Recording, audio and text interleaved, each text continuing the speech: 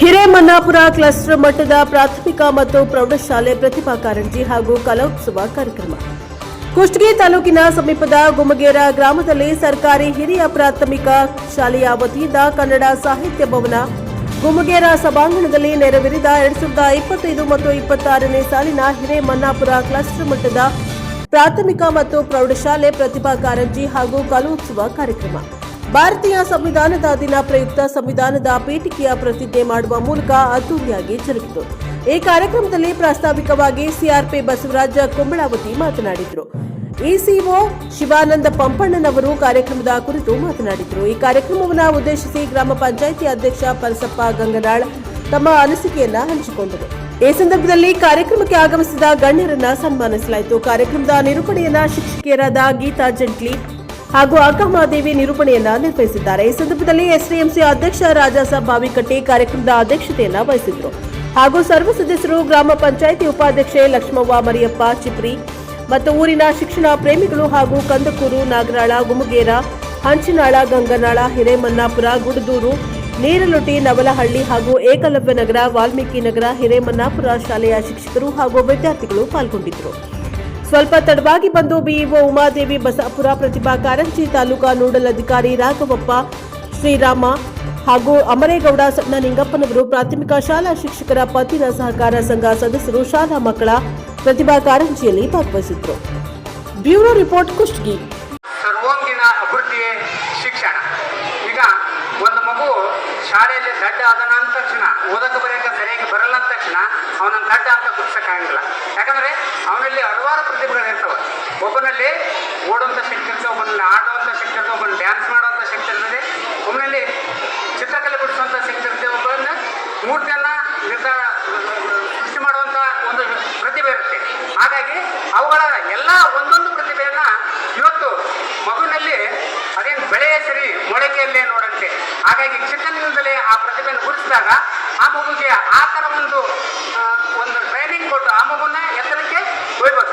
ಇವತ್ತು ಕೇವಲ ಓದು ಬರಹ ಮಾತ್ರ ಶಿಕ್ಷಣ ಅಲ್ಲ.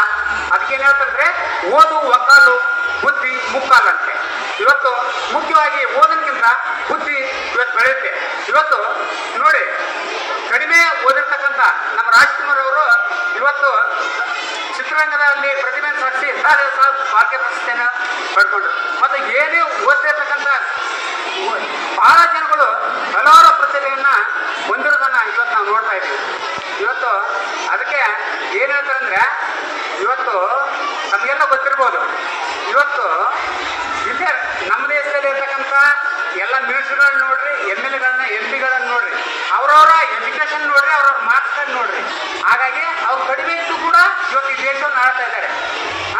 ಅದಕ್ಕಿಂತ IAS ಆಫೀಸರ್, KS ಆ್ಯಂಡ್ ಎಲ್ಲ ಅವ್ರು ಕೈ ಕೆಳಗೆ ಕೆಲಸ ಮಾಡ್ತಾ ಇದ್ದಾರೆ. ಇದಕ್ಕೆ ಏನಂತೀವಿ ಅಂದರೆ ಪ್ರತಿಭೆ ಅಂತೀವಿ. ಅಂಥ ಪ್ರತಿಭೆಯನ್ನು ಇವತ್ತು ಗುರುತಿಸಬೇಕಾಗಿದೆ.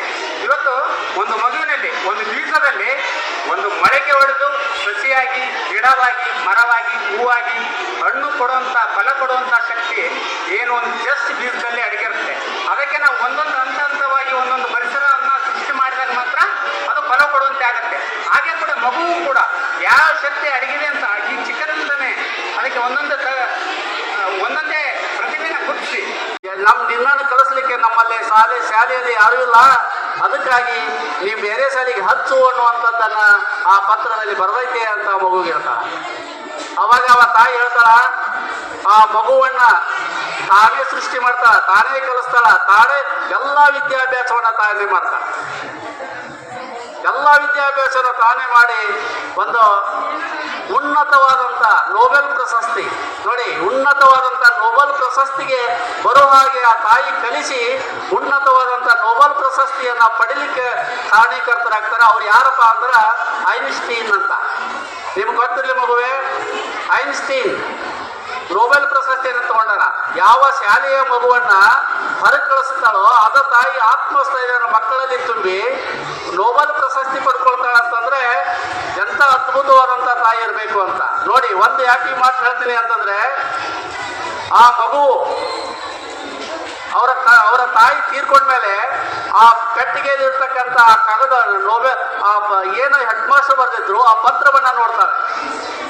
ಆ ಪತ್ರವನ್ನ ನೋಡಿದಾಗ ಆ ಪತ್ರದಲ್ಲಿ ಏನು ಬರ್ತಿತ್ತು ಅಂತಂದ್ರೆ, ನಿಮ್ಮ ಮಗು ದಟ್ಟದನ, ನಿಮ್ಮ ಮಗು ಬಹಳ ಶಾಣೆ ಇಲ್ಲ, ಬಹಳ ದಟ್ಟದನ, ಅದಕ್ಕಾಗಿ ನಿಮ್ಮ ಶಾಲೆಯಿಂದ ಹೊರಗೆ ಹಾಕಿವಿ ಅನ್ನುವಂಥ ಪತ್ರ ಇರುತ್ತೆ.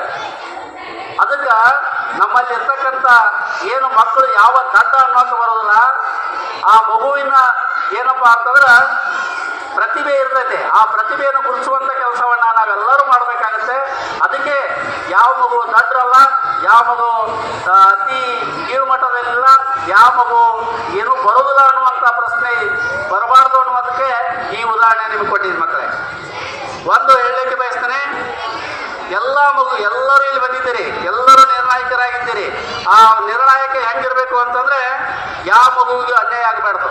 ದಯವಿಟ್ಟು ಎಲ್ಲ ಶಾಲೆಯವರು ಇದ್ದೀರಿ, ಎಲ್ಲ ಶಾಲೆಯಲ್ಲಿ ಇರ್ತಕ್ಕಂಥ ನಿರ್ಣಯವನ್ನ ನಮ್ಮ ಶಾಲೆಯದು ನಮ್ಮ ಮಗು ಬರಲಿ ಅನ್ನುವಂಥದ್ದನ್ನ ಬಿಟ್ಟು ಯಾರು ಪ್ರತಿಭೆಯನ್ನು ಗುರುಸ್ತಾರ, ಯಾರು ಒಳ್ಳೆಯ ಆಕ್ಟಿವಿಟೀಸ್ ಮಾಡಿರ್ತಾರೆ, ಯಾರು ಒಳ್ಳೆಯ ಕಟ್ಟುಪಾಠ ಮಾಡಿರ್ತಾರ ಅವ್ರಿಗೆ ನಿರ್ಣಯನ ಕೊಡ್ರಿ. ಯಾಕಂತಂದ್ರೆ ಇದು ತಾಲೂಕು ಮಟ್ಟಕ್ಕೆ ಹೋಗೋದ್ರಿಂದ